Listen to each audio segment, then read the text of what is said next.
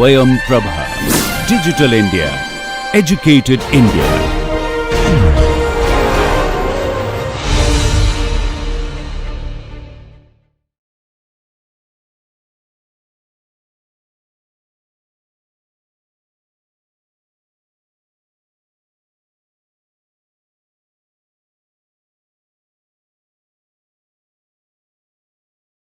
Welcome to this lecture as part of this course on basic construction materials. In this module, we will be looking at metals. It's the third lecture in metals module, and we will be talking about coated reinforcement and pre-stressing steel, and also some test methods as part of this this lecture. So, this is the outline. In the previous outline of this module on metals, in the previous lecture we talked about we talked about iron products, and also looked at steel reinforcement, which are uncoated reinforcement. Today we are going to talk about coated reinforcement, pre-stressing steels, and test methods and specifications. So, also we will have another lecture on structural steel by Professor Arul Jayachandran. Now, these are some of the books which we use for this course development, and definitely also we use a lot of information from the internet to make the course more informative, more easy for you to understand for demonstration purposes, etc.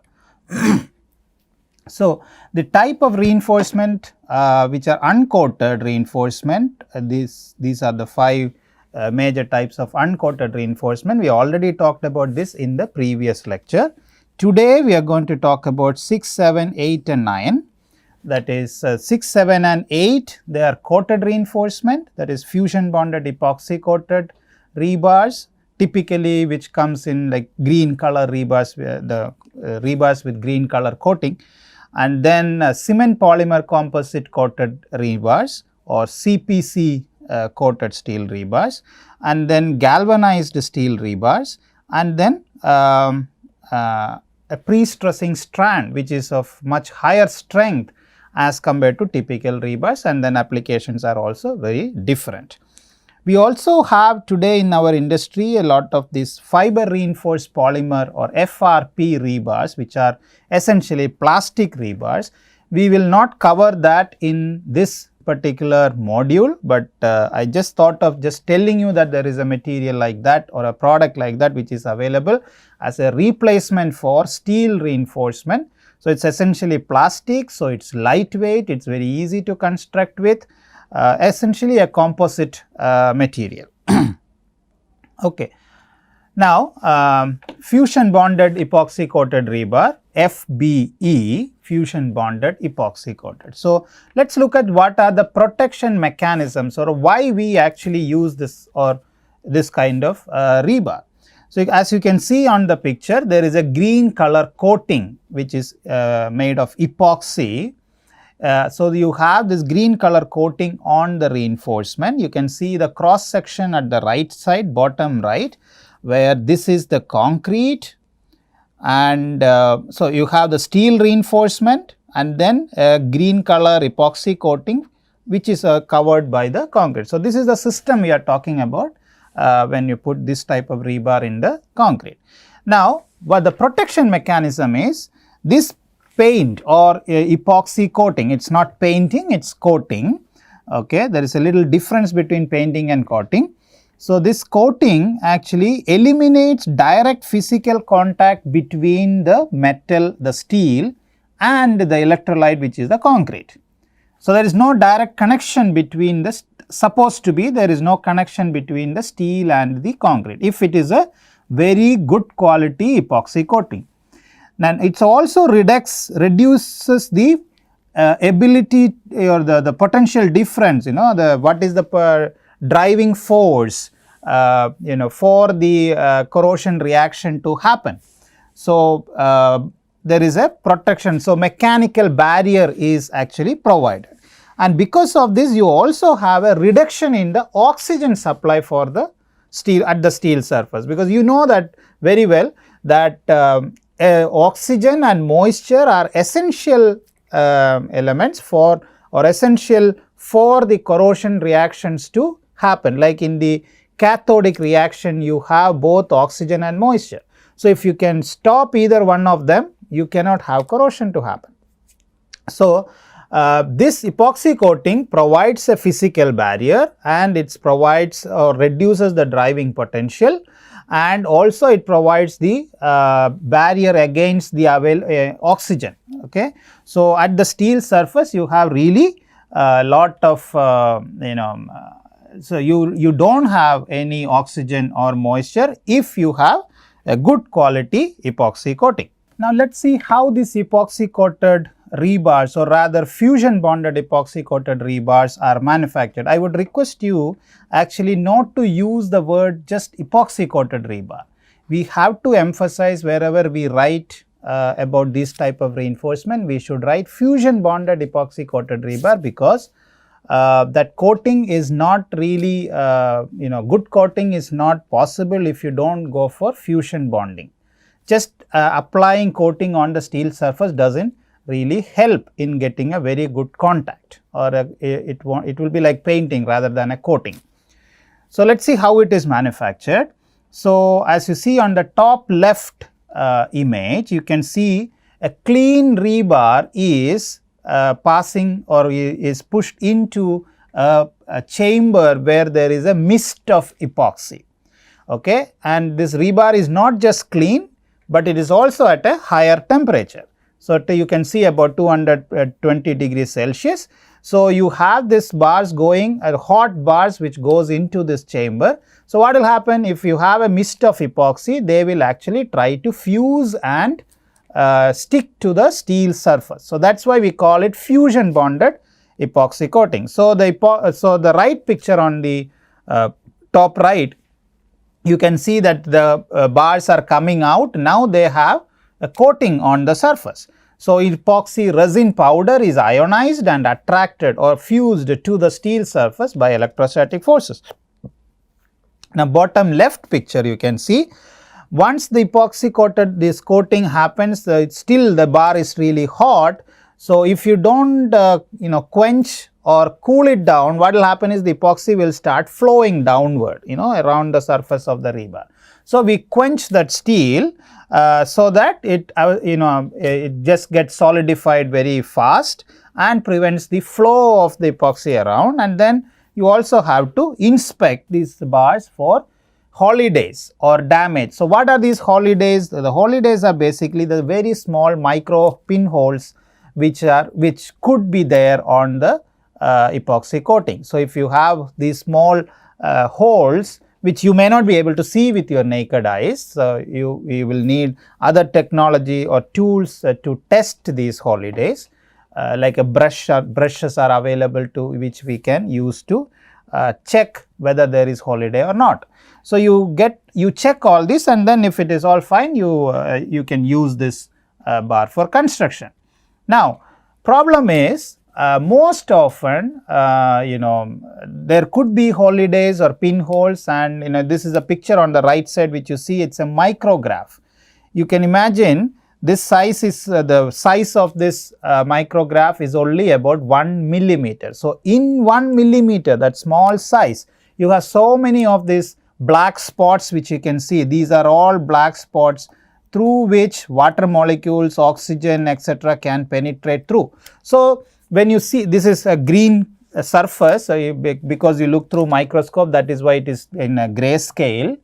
But the point is that you can have a lot of these pinholes or holidays on the rebar surface. Okay. So when you have something like this, it's very, very difficult to prevent corrosion. And what type of corrosion? To prevent something called underfilm or crevice corrosion. Okay. You can Google on what is crevice corrosion to read further about it, but underfilm corrosion or crevice corrosion is the typical damage mechanism or corrosion mechanism which will happen in this kind of when we use this kind of bars if they are not of good quality. One example where you can find this kind of corrosion is if you go to your house or wherever maybe a gate where steel is used and you have painting on that. Even if you do a very good painting, you will see that after few years, what will happen? You will start seeing blisters on those gate, right? The steel surface or window grill doors, etc., you will start seeing blisters. Why these blisters are coming? Because on the paint there are still these kind of holidays or pinholes which are present, through which oxygen and water molecules can go through. So they can actually go through all these pinholes and reach the steel inside or steel beneath, right? Once they get inside, then they get trapped, and then there is something called crevice corrosion can happen. Okay, let's not go more into detail on that, but I am trying to show you an example which you can very easily see when you look around a metal gate at your home or a window grill where you have applied paint, but you still see blisters, because there are these very fine pores available on the paint surface through which moisture and oxygen can penetrate through, and they will get trapped in between the coating or paint and the steel surface, and then it will start corroding. Okay. Now other way of these bars getting damaged, that the pinhole is what I am talking is in the manufacturing facility itself. If the coating process is not done properly, you can have that. But now let's get the bar onto the site, and what do? You will bend this rebars. Okay, ideally speaking, you are not supposed to bend it after applying the epoxy coating.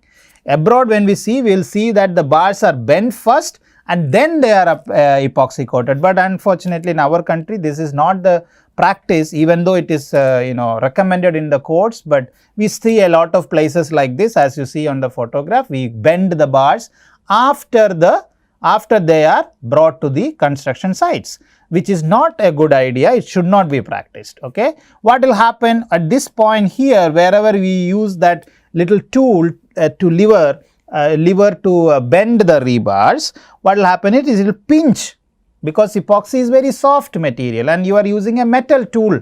Like this is the metal tool, right? You have a rebar, you can see that lever arm. Okay, so that metal tool is used to bend it. So what will happen, as you see on this picture here, you can see exactly where that person actually holds this lever to bend the bars. You will have pinching. You can see here pinch, right?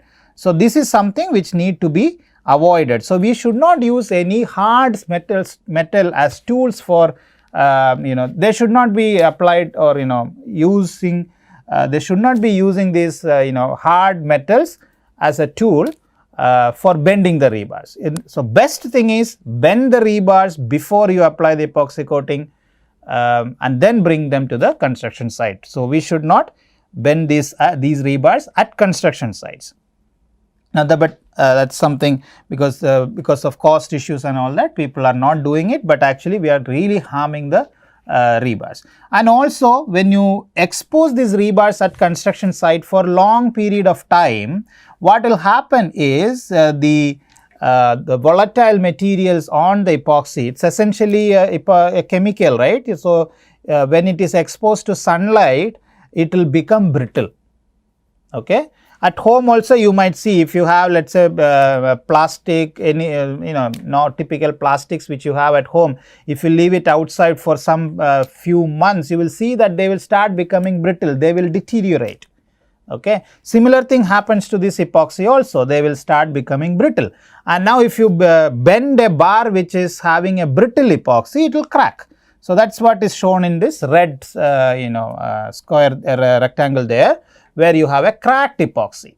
Okay, so this also will lead to crevice or under film corrosion. So cracking of epoxy is not at all a good idea, whether it is due to mechanical damage or sunlight or whatever be the way, we should not have this, we should not allow this epoxy to crack. Here is another example where this is pictures from where construction sites where these bars are exposed to the sunlight for a long period of time, months or even weeks at least. So all these will get exposed to the sunlight, and sunlight has UV radiation, and that will actually make this epoxy crack.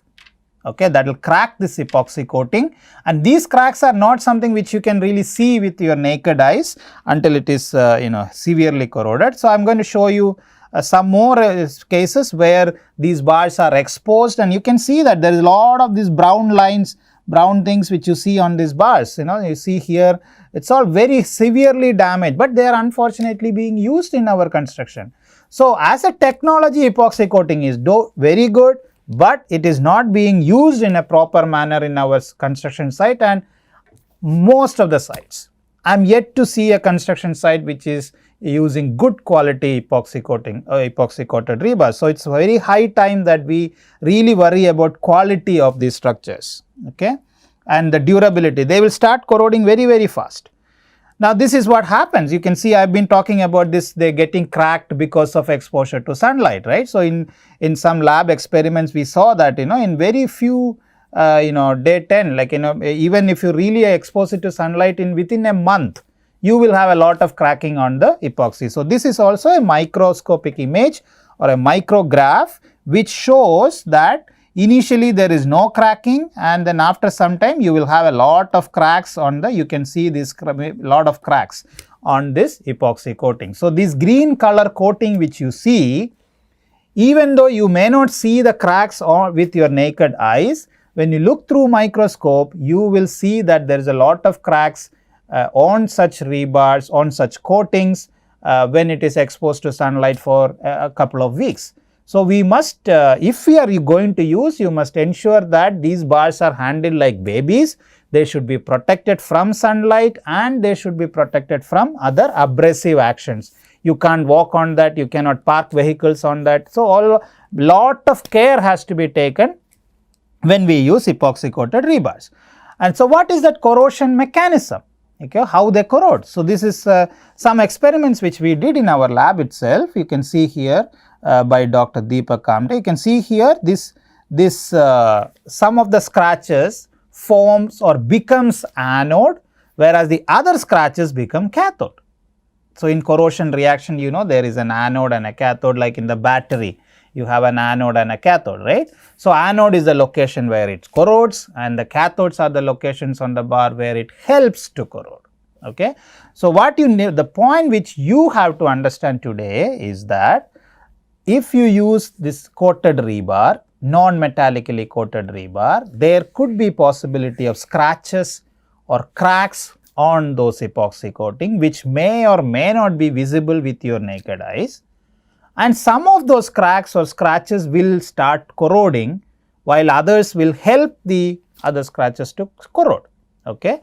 So there is and the point here is this is going to happen even without sufficient chlorides. So it's more dangerous to use this kind of rebars or damaged epoxy coated bars if you have. It's more dangerous to use damaged epoxy coated steel bar than an uncoated steel. So look at these two pictures, what is really happening. If you have a vehicle like in a crack like this, what will happen? If it corrodes, it will corrode right at that crack alone, right? And that concentration will be high when you have a localized corrosion. So similar to the picture shown on the right side, where you have that green is the epoxy coating and the red portion is the corrosion products, and so you have a localized corrosion. So the cross section of the rebar, the remaining area available, will be very significantly affected. So if you have a rebar like this, it will corrode something like this, okay. So you have a localized corrosion attack. So if this is the rebar, this is the rebar, so you have a localized corrosion attack, and so the capacity of the steel is going to be reduced significantly locally.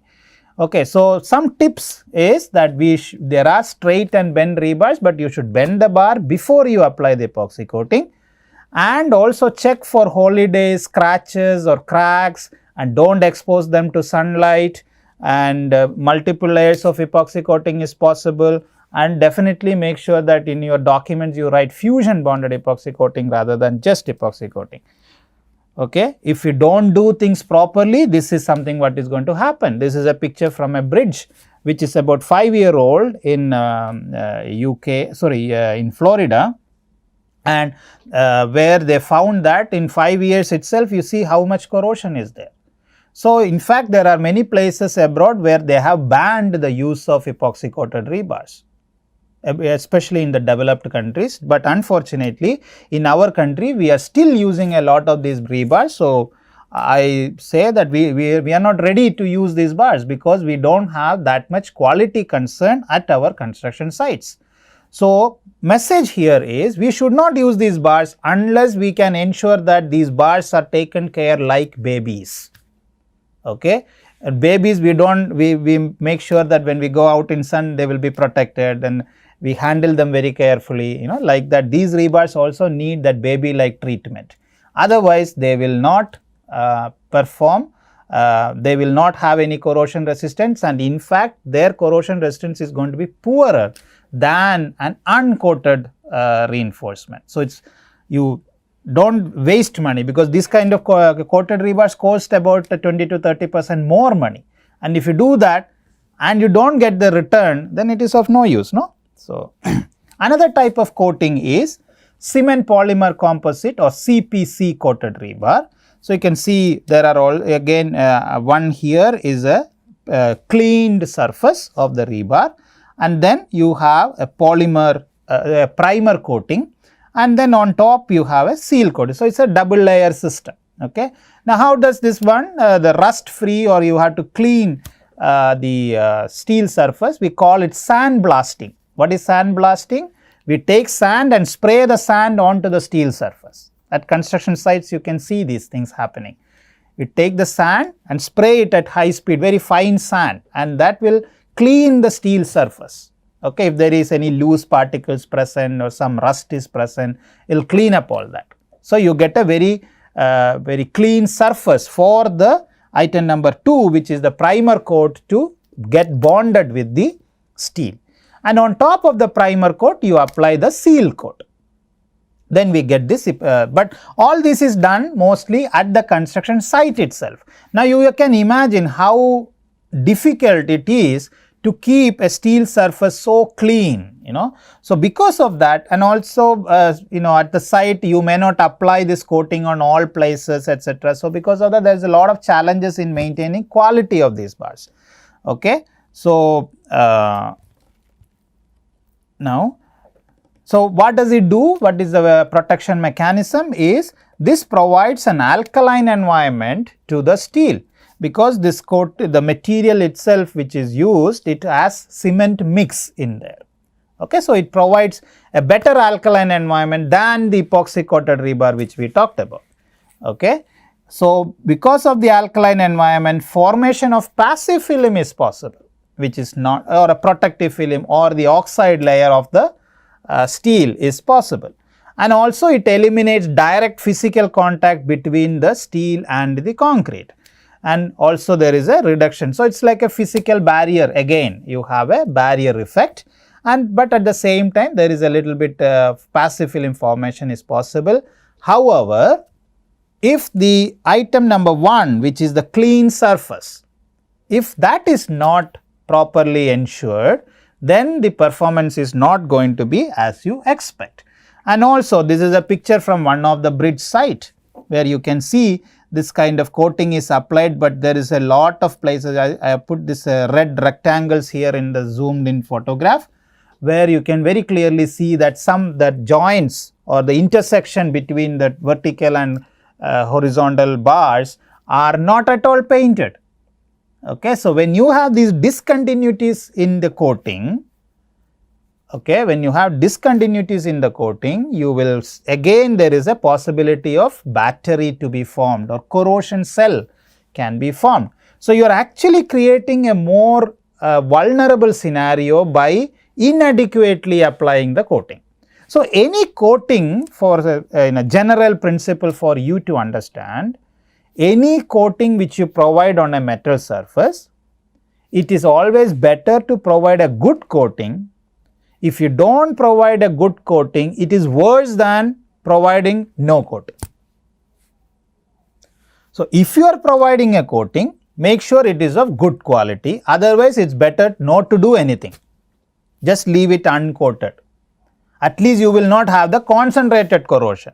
When you have the coating with damage, scratches, etc., or inadequate coating like this, what will happen is you will have a lot of localized corrosion, under film corrosion will happen. Localized crevice or under film corrosion will happen. If there is no coating, then there is no possibility of under film or crevice corrosions. Okay. So, message is it's more dangerous to use poorly coated steel than using conventional uncoated steel. So, do coating if you are able to do a proper coating, otherwise don't use it. Okay.